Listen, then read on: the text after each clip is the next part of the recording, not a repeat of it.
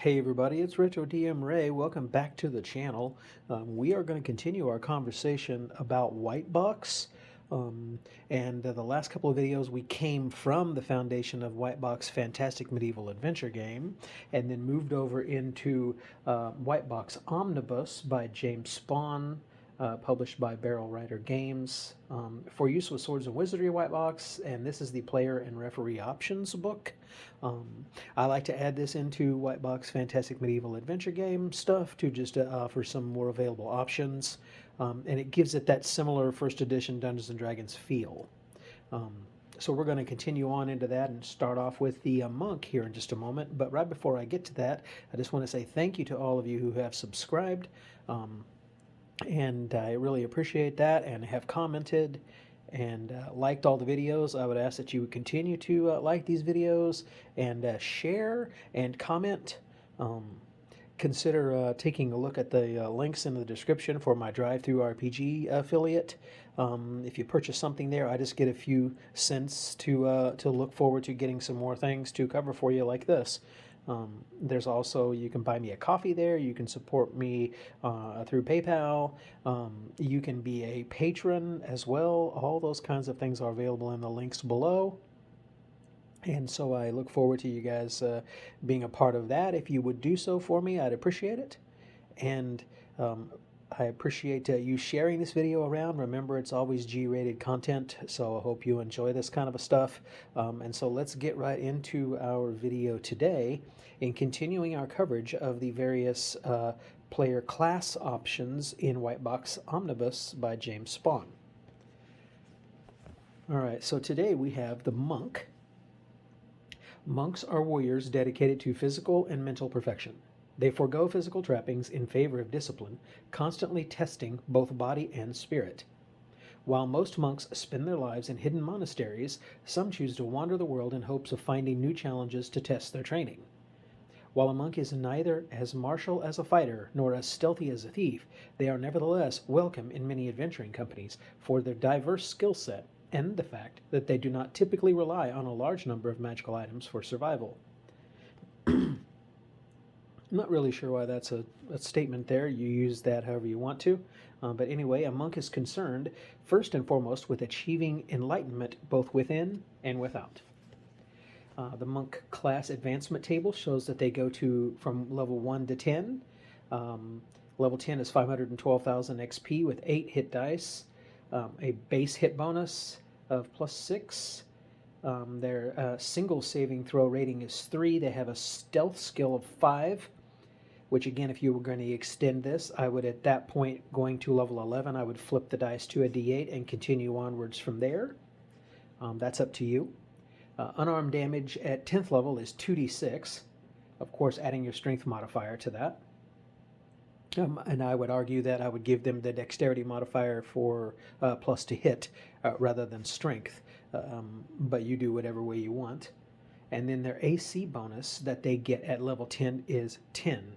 They get 1 every level, essentially.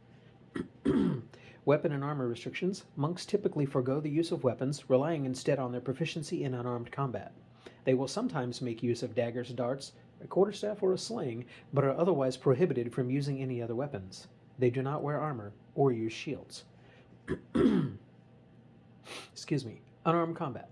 Monks specialize in perfecting their body, including mastery of unarmed combat. When fighting without a weapon, they inflict damage based on Table 4 monk class advancement that I explained to you above under their unarmed combat listing. Beginning at 4th level, the monk's unarmed attacks are considered to be the equivalent of magical weapons for the purposes of damaging monsters who are immune to mundane attacks. At 9th level, their unarmed attacks are considered to be the equivalent of +2 weapons for these purposes. So that kind of attaches to the not relying on a large number of magical items for survival thing. You can kind of take that wherever you want. Armor class bonus. Monks do not wear armor, but instead train to dodge attacks and roll with otherwise lethal blows. They receive a bonus to their armor class equal to their character level. Thus, a 3rd level monk receives a +3 bonus to their armor class, which I read above. Stealth. The monk is quite skilled at remaining both silent and unseen in any environment. To use this ability, the referee rolls 1d6. Again, remember, that's a secret roll because the character wouldn't know how quiet or stealthy they are, or if they are being that, until there's a reaction to that. If the number rolled is equal to or below the monk's stealth ability, he or she has succeeded and remains both unnoticed and unheard until he takes an action that would reveal him. Meditation. Fourth. When a monk reaches 4th level, he may enter a meditative state once per day in an effort to recover from any one of a number of injuries. This meditation lasts 1 minute, and if it is interrupted, the benefits are lost and the monk must wait until tomorrow to try again. When the meditation successfully ends, the monk can choose one of the following benefits to apply to himself only: healing 2d6 plus 2 hit points of damage, cure disease as the cleric spell, or neutralize poison as the cleric spell. XP is for wisdom. Again, a bonus of plus 5% due to high wisdom, using of course, the rule of a maximum of plus 15. So if you had a high wisdom in Fantastic Medieval Adventure game, you'd get a plus 5%, and here you would get a plus 5% for your class, so that'd be plus 10% accordingly. There are 3 house rules here listed. I like these. One of them is increased movement. With the referee's permission, monks can earn a higher movement rate than other characters as they increase in level. Their movement increases to 15 at 4th level and 18 at 8th level. House rule, Vow of Poverty. At the referee's discretion, monks may be limited in the number of magic items and treasures they are allowed to keep. They may only keep 10% of non-magical treasure they discover, and may only carry 2 magical items and 6 other magic items in general. I like that, and that does match up a little bit better now with that first statement of not relying on magic items for survival. House rule, Disciplined Mind. At the referee's discretion, and if alignment is being used, monks may be limited to lawful alignment only. This reflects the strict discipline and dedication needed to achieve their unique abilities. And I think that's a great house rule there. Again, it's your game. Use whatever you wish to use. Next class, we have Paladin. Paladins are holy warriors. If clerics are the broad shield of the church, then the paladin is the righteous sword. I really like that statement. Clad in shining armor and astride a white charger, the paladin is the living embodiment of chivalry and virtue. Paladins are extremely skilled warriors, and their dedication and piety has granted them a resilience against the forces of darkness and the ability to pray to their God for divine blessings. While they are capable of extraordinary feats of heroism, a paladin typically demands that his adventuring companions strive to maintain the same upright ethics to which he holds. I heard another person say, I believe it was Daniel on his channel Bandit's Keep, that there is a section in BX as the example of play that the cleric will not heal a party member if they are not either of their alignment or if they are acting opposed to the ethos and the demands of or the ethics of the god in which the healer themselves actually follows. And I like that similar thing too for the paladin here. Yes, that makes it a difficult roleplay experience, but it makes it unique and fun and helps the characters kind of coordinate themselves and kind of come together as a team. In some ways, if you have a paladin in the party especially, it's a good teaming up type of a thing. But anyway, again, it's your game. You play it however you want. So the paladin, again, has levels 1 through 10, going up to 10 hit dice with a base hit bonus of +6, a 3 on your single save, and paladins get 1st, 2nd, and 3rd level spells. At 10th level, they have 3 first, 3 second, and 2 third. Weapon and armor restrictions. Paladins are highly trained combatants and have no restrictions regarding weapons and armor or shields. A healing touch. Once per day, a paladin may touch a wounded individual and heal them for a number of hit points equal to his or her current level. That harkens back to first edition, except for it was 2 hit points instead of 1. Spellcasting 4th. When a paladin reaches 4th level, they may cast divine spells from a specific list as per Table 4 that I just read to you about advancement. Each day, the paladin prays for a certain set of spells, choosing any spells from the cleric spell list. Paladins of specific gods might have entirely different sets of spells, as determined by the referee, but the standard paladin has the standard cleric spell list. Again, if you're willing to reach out and use that Librum Magica from basic fantasy, then you have a lot more spells to choose from than just the cleric spells that are in fantastic medieval adventure game. It just depends on how complicated and how many options you want to give for your players in your campaign. XP bonus for strength. This class bonus is due to a high strength attribute. Then we have house rule. Number 1, disease immunity. With the referee's permission, a paladin is immune to all diseases, mundane and magical. In addition, the paladin may use his healing power to cure an individual afflicted with a disease instead of restoring hit points. Again, you could do that in first edition. That cure disease was once per week. House rule, paladin alignment. At the referee's discretion, and if alignment is being used, a paladin may be restricted to a good/lawful alignment only. Traditionally, paladins are holy knights bound by a strict code of piety and honor. If this house rule is used, the referee determines the exact details of paladin's code. The referee also determines what penalties the paladin suffers for breaking their code, which can include temporary or even permanent loss of any class abilities. Yeah, it was pretty restrictive in first edition Dungeons & Dragons. I remember that very distinctly. We had a paladin lost all of his abilities, had to work to gain them back, which was actually a cool story arc. And then we had someone playing a paladin, really just got kind of sick and tired of that and walked away from it and just played a fighter for the rest of the time. So it can be a challenge to play if you're implementing that type of thing in your game, but I think it's worth it. House rule, Paladin Wealth. At the referee's discretion, a paladin may be required to donate up to 90% of their wealth to a charity or church of good, lawful alignment. In addition, the paladin is typically restricted in the number of magical items they are permitted to carry. This normally includes no more than 4 magical weapons, 1 set of magic armor, 1 magical shield, and 10 other miscellaneous magic items, though the exact details of the restriction are defined by the referee. And first edition Dungeons & Dragons had restrictions leveled on the paladin character as well. You can look that up in the player's handbook and kind of determine exactly what those numbers were. But yeah, this was a thing. And then the last one is last house rule is turning undead. With the referee's permission, a paladin of 3rd level or higher may turn undead in a manner exactly like a cleric of 2 levels lower than the paladin's level. So there's your paladin for you, and I think it's a pretty good kind of a white box mashup of first edition Dungeons & Dragons and some of the rules light OSR stuff that's in these that we're talking about. We'll move on next to Rangers. Rangers are woodsmen, trackers, and hunters who wander the wild places of the world. They have learned to live off the land as well as being trained as skilled warriors.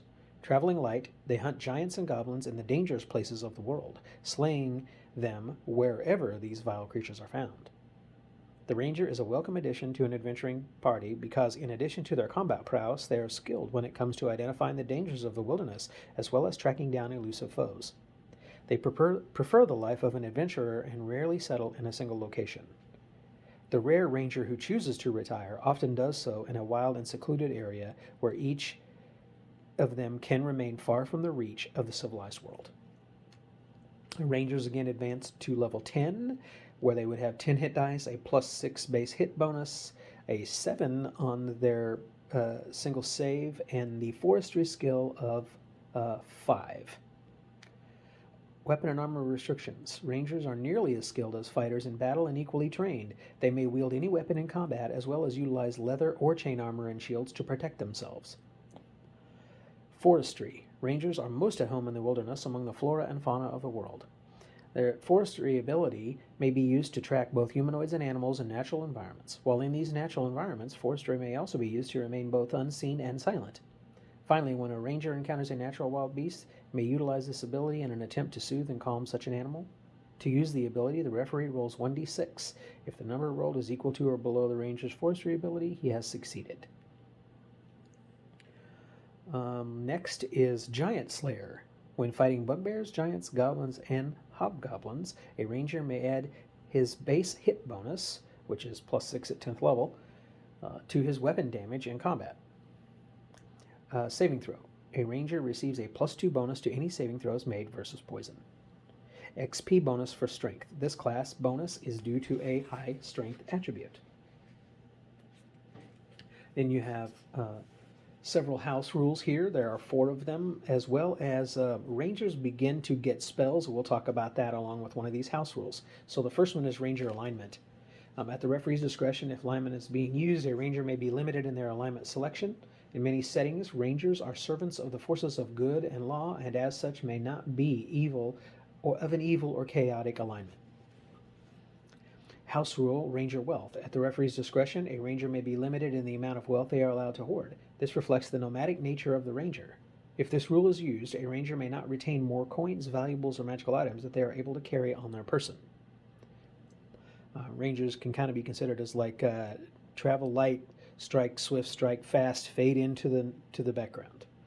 And kind of similar to a thief in that regard, but only in a forest or natural terrain environment, if you will. House rule, Spellcasting Rangers. This definitely harkens back to first edition Dungeons & Dragons. With the referee's permission, a Ranger may cast both Cleric and Magic User spells when they reach 5th level, using the chart below. Rangers pray for and cast Cleric spells in a manner exactly like a normal Cleric. Magic User spells are learned and cast in a manner exactly like a Magic User. And Rangers must maintain a spell book from which they memorize their Magic User spells each day. Exactly which spells are in the spell book is determined by the referee. So at 5th level, they would get 1 first level Magic User spell.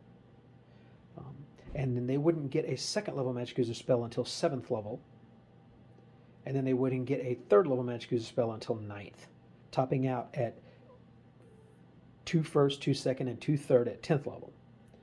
And we go back up the chart, they would get a 1st level Cleric spell at 6th level, a 2nd level Cleric spell at 8th level, and a 3rd level Cleric spell at 10th level, topping out at 2 first, 2 second, and 1 third.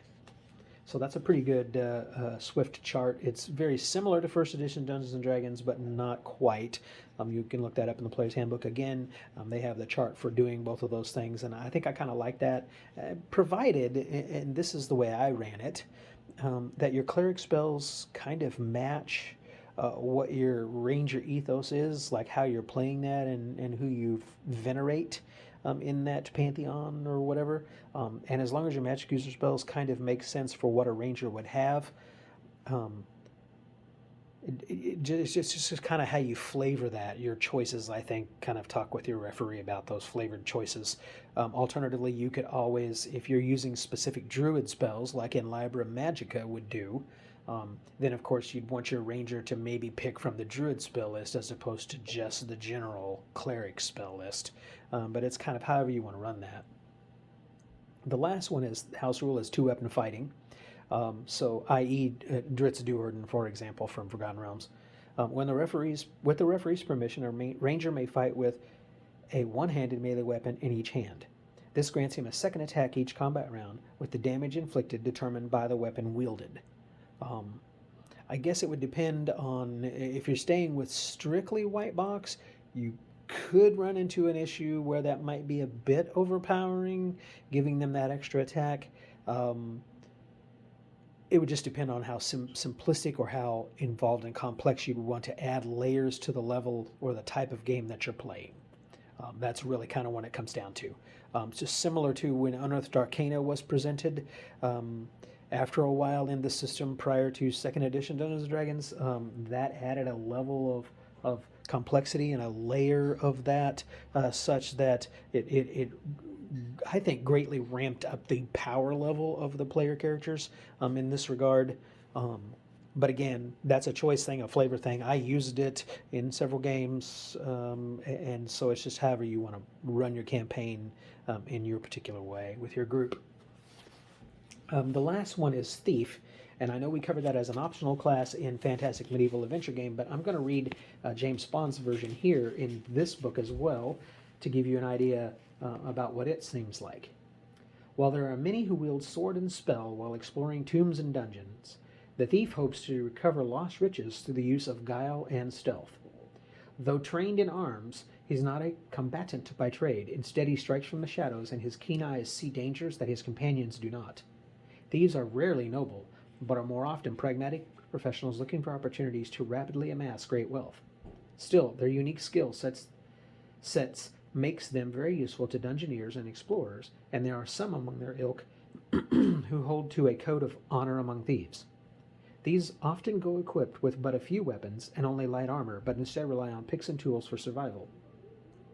When combat does arise, they fade into the darkness, ready to plunge a dagger into the backs of unsuspecting foes who are otherwise occupied. The rare thief who manages to amass fortune and glory is likely to retire and start a guild of others with similar skills. In return for a cut of their take, he provides security, protection, and news of ripe pickings just waiting to be plundered. Thieves here go up to 10th level at 320,000 XP, have 5+1 hit dice, a base hit bonus of +5, single save of 5, and thievery of 5. Weapon and armor restrictions. Thieves are agile and skilled in combat. They may wield any weapon.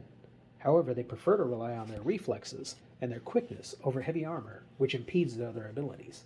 They may only wear leather armor. Backstab. Thieves prefer to catch their foes unaware and strike from positions of advantage. Anytime a thief attacks an opponent who is unaware of their presence, the thief receives a +2 bonus to their base hit bonus.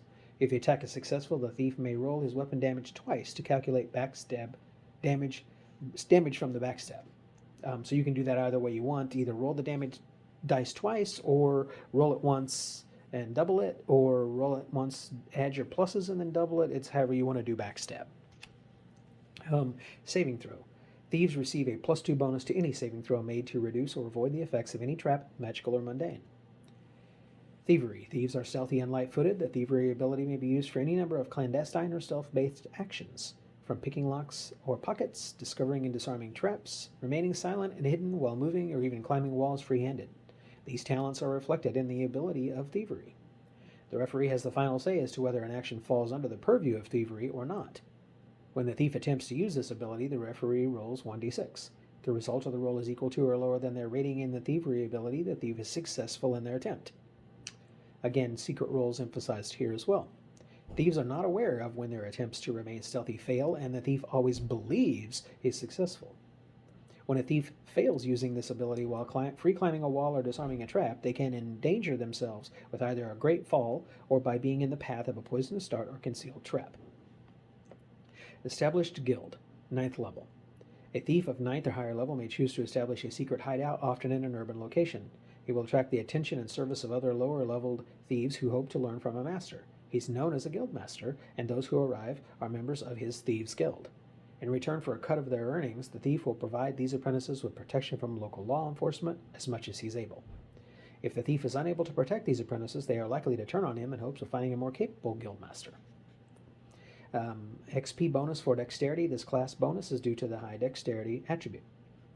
And here are the house rules that are listed. There are 4 of them, and the first one is Thieves' Cant. With the referee's permission, a thief may receive a free language, Thieves' Cant. This is less a formal language and more a form of lingo and doublespeak that is used between thieves to communicate in public places about illegal activities without being understood by outsiders. If this ability is used, its use is automatic. As long as both the speaker and listener are thieves and are able to hear one another, they can communicate effectively, though only in matters directly related to their profession. Now, for me, the way I ran it, I ran Thieves' Cant more like an alignment language in this way. Thieves' Cant was, yes, it could be an audible thing, kind of an innuendo kind of a thing. It was also a body language and a hand gestures or finger movements kind of a thing. If you read the Belgariad series, there's a character in there that does that kind of a double talk thing and teaches the boy to do that, or that Thieves' Cant type of thing. I kind of like that idea. The book is Pawn of Prophecy, for example, is where that starts out. I believe his name is Silk, I don't remember. But I like that more than just being a verbal thing. And I really never used alignment languages in first edition. We tried that early on, and it just got really kind of weird, especially with monsters having alignment languages too that were intelligent.